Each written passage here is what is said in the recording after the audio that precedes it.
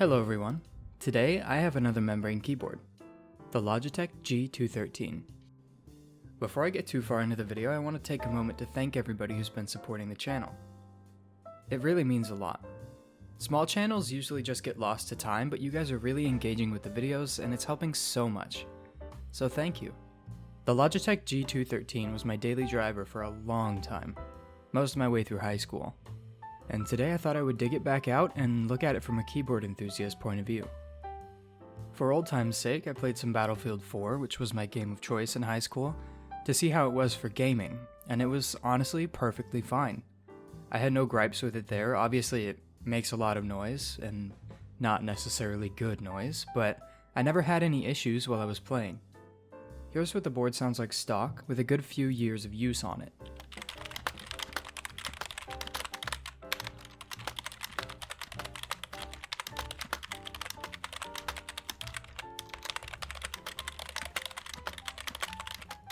As you can tell, this board is very cheaply made, and for the price point, it's really hard to recommend.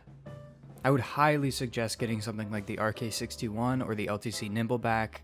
Both are mechanical and much more moddable. I'll leave a link for both of those down below. The G213 has a lot of screws on the back that are placed underneath rubber feet, which means each time you want to open it, you have to rip off the rubber feet, which is not ideal.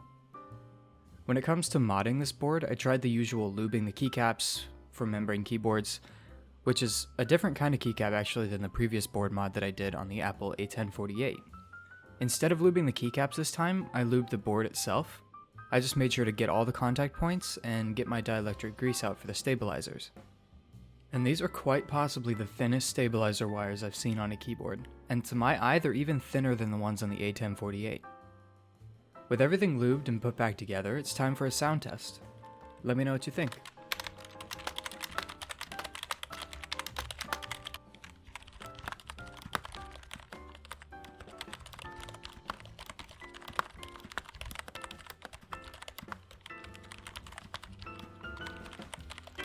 Now, obviously this board needs a lot more work, and I'm honestly not happy with where it is right now.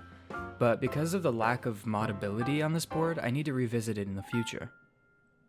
To get all the screws in the back, you need to irreversibly remove the rubber feet, and this is enough to deter me from modding it any further. Part of why this board didn't improve much with the lubing is because of the incredibly thin keycaps and the hollow case. Membrane keyboards don't really scratch that ASMR itch though, so here's some ASMR from the LTC Nimbleback, one of the boards that I recommended earlier.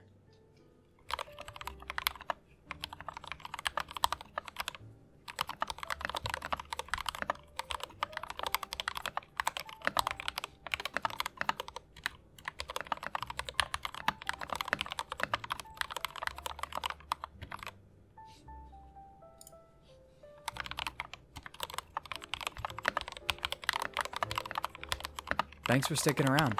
And again, thank you so much for the support on the videos. If you like what you see, maybe you should hit that subscribe button and maybe we'll hit 100 subs soon. Have a great one.